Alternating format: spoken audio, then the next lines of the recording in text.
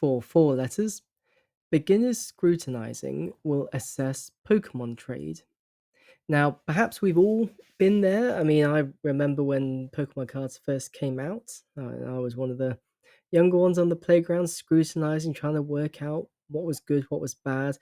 In one of my rookiest eras, and this is almost a form of therapy, I did have a Blastoise, which was, I think, this is how ingrained it is on my mind, right? Second rarest, and I traded it for a Pikachu, which again in burned on my mind, 25th rarest, I think.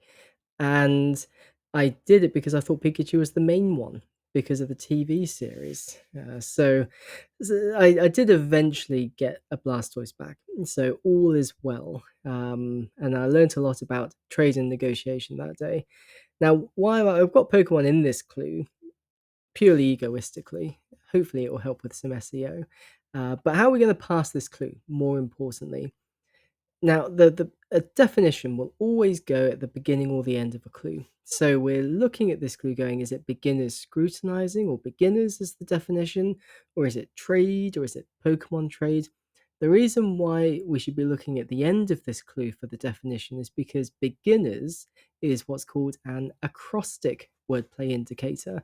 And that's where you have a wordplay indicator which tells us to take the first letter of all the succeeding words in the clue, of course, except the last one, which will be the definition.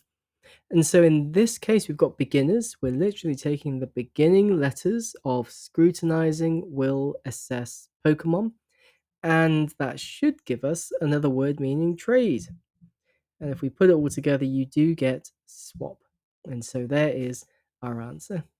Now, just as a quick PS, I did just want to check what actually was the rarity of the Pikachu. It was far worse than I thought. It was 58th rarest, and so in context, out of 102. So I think that was like the one of the first sets cards. So it still haunts me to this day.